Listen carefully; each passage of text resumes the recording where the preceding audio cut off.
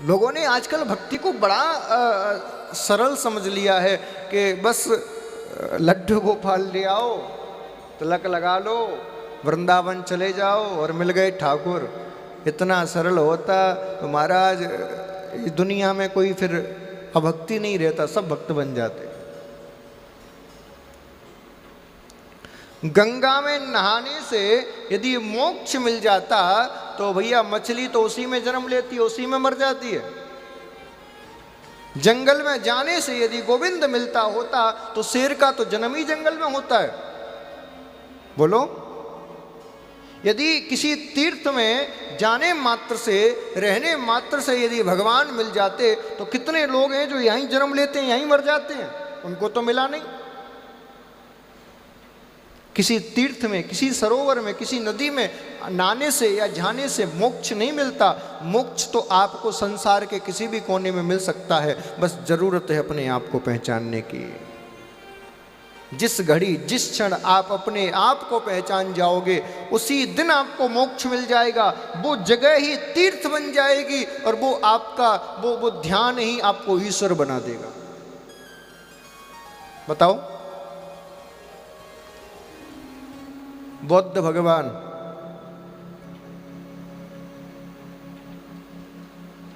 क्या किसी तीर्थ में गए थे? जहां पर उन्होंने तप किया वो तीर्थ बन गया। भगवान श्री कृष्ण से यहां के आने से पहले कितने लोग वृंदावन को जानते थे? कितने लोग वृंदावन आए, लेकिन उनके आते ही, उनकी यहां लीला करते ही वृंदावन धाम बन गया। अयोध्या तो पहले से थी, कितने लोग उसकी चरण की, उसकी रज को माथे पे लगाते थे, लेकिन राम के जन्म लेते ही अयोध्या धाम बन गया, पुरी बन गया। बद्रीनाथ तो पहले से था, लेकिन नर नारायण के तप करने से बद्रीनाथ धाम बन गया। दुनिया में तीर्थ होते नहीं है, हम और आपकी साधना की शक्ति जब तीव्र हो जाती है वही भूमि तीर्थ बन जाती है। आप दिल्ली से आए हो, कोई गंगानगर से आया है, कोई पंजाब से आया है, मैं गारंटी के साथ कहता हूं आप अपने घर में बैठ के साधना करना शुरू कर दो, जिस दिन आपको ब्रह्म ज्ञान प्राप्त हो जाएगा आपका घर ही तीर्थ और आपका नगर ही धाम बन जाएगा, मेरी गारंटी है। करके तो देखो। लेकिन सबको महाराज करी कराई चाहिए, कौन इतनी मेहनत करे महाराज?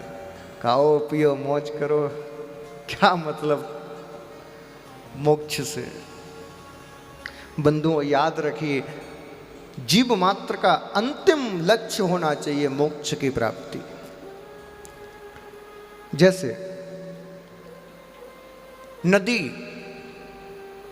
अपने उद्गम स्थल से निकलती है, मान लीजिए गंगा, गंगोत्री से निकली, सब जगह को तृप्त करती हुई कई पहाड़ों के ऊपर चढ़ती है, कभी गिरती है, कभी जमीन में चली जाती है, फिर बाहर आ जाती है, फिर किसी नगर में घुस जाती है, फिर किसी गांव में चली जाती है, लेकिन चारों तरफ घूम फिर के अंत में कहाँ जाती है बताओ? समुद्र में। अब यदि नदी समुद्र में ना मिले तो क्या उसकी गति है? नदी का अंतिम लक्ष्य क्या है? समुद्र में मिलना। लेकिन समुद्र में मिलने से पहले वो जाने कितने नगरों में जाती है, कितने पहाड़ों पे जाती है, कितने जलाशयों में प्रवेश करती है, कितने नदियों से उसका संग होता है, लेकिन क्या वो रुकती है? जरा बोलो जोर से। क्या कोई बड़े से बड़ा पहाड़ उसको रोक सकता है? क्या कोई बड़ी से बड़ी नदी उसको थाम सकती है? या कोई बड़े से बड़ा बांध उसको ठहरा सकता है? कि आप कितना भी पॉल्यूशन कर दो, कितना भी प्रदूषित कर दो, क्या उसका मन भंग होता है?